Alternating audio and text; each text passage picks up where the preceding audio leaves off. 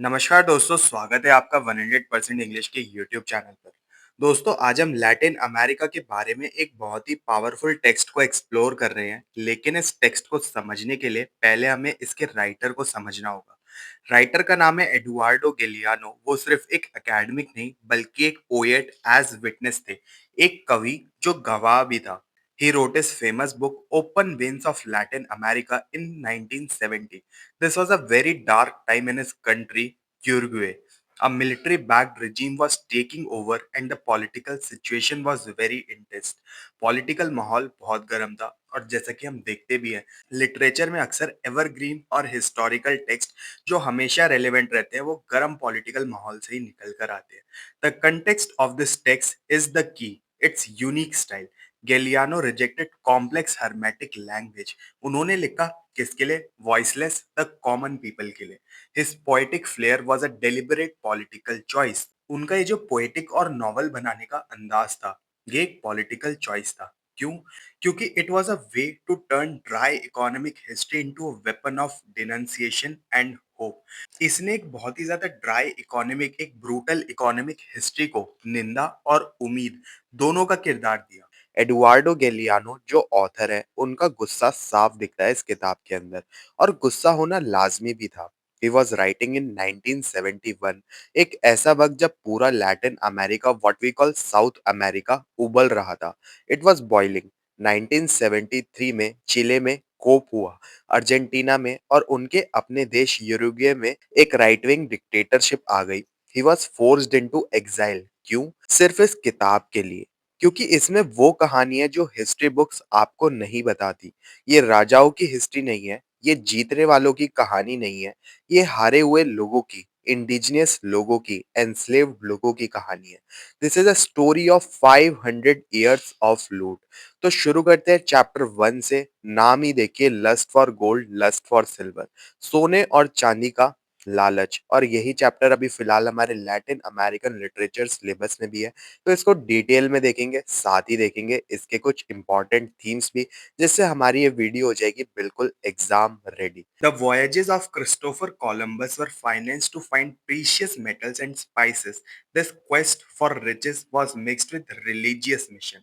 हर military action से पहले Spanish विजेताओं को वहां के मूल निवासियों को एक डॉक्यूमेंट पढ़कर सुनाना पड़ता था, जिसे रिक्वायरमेंटो कहते हैं। This document demanded the submission and conversion. In reality, it was a theological justification of plunder and enslavement. ये लूटपाट और गुलामी के लिए एक धार्मिक जस्टिफिकेशन या फिर कहें पर्दा था। So how did small bands of Spanish conquerors defeat the vast Aztec and Inca empires?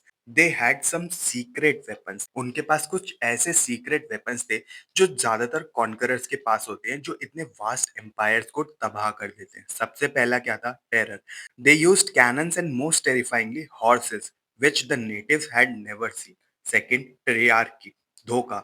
They exploited internal divisions like feud between the Inca brothers Vascar and Atahualpa. And the most effective ally, disease. Smallpox was the first to appear and it devastated the local population who had no immunity. और सबसे असरदार साथी, simple भाषा में कहें, पहली बात तो उनके पास धोखा और टेरर था ही, वही same policy, divide and rule और डराकर रूल करने वाली। साथ ही उनकी इन दोनों पॉलिसीज और इन दोनों वेपन्स को सपोर्ट किया बीमारी ने, जिसको कहते हैं स्मॉल पॉक्स, और इसने लोगों को तबाह कर दिया जिनके पास इम्यूनिटी नहीं थी। The conquerors melted down all the fabulous treasures of Aztec and Incas. They carved gold like a hungry swine. After the gold rush came the silver cycle, especially from Cerro Rico और Potosi in modern day Bolivia. Potosi दुनिया के सबसे बड़े और अमीर शहरों में से एक बन गया, जिसकी आबादी लंदन के बराबर थी। उन्होंने विशाल महल और मंदिर बनवाए, but this wealth was temporary. Today, the text says Potosi is a poor city in a poor Bolivia, an open wound of the colonial system. Why? Because this wealth was built on the forced labor of Indians. The Cerro Rico consumed 8 million lives, and there is the main point. Spain owned the cow, but others drank the milk. Silver के इस विशाल भाव से Spain को कोई फायदा नहीं हुआ। Spanish crown, German गेनोजी और फेल्मिश बैंकर्स के कर्ज में डूबा हुआ था। The silver made possible Europe's economic development, but it destroyed Spain's own domestic industries. The money was just passed right through. The human cost of this system was genocide. In a century and a half, the total population of Americas was reduced from 70 million to 3.5 million. खानों में यानी कि mines में forced labour system मीटा कहा जाता था। ये Indians को कुचलने की एक टाइप की मशीन थी। Of course this led to resistance. The most notable uprising was in 1781 led by Tupac Amaru, a descendant of Inca emperors. उन्होंने मीटा और गुलामी को खत्म कर दिया, लेकिन उन्हें धोखा मिला। वो पकड़े गए और बहुत ही बुरी तरीके से उनका एग्जीक्यूशन भी हुआ। Brazil experienced a parallel cycle. In the 18th century, the gold discovered in Minas Gerais was built on the labor of African slaves.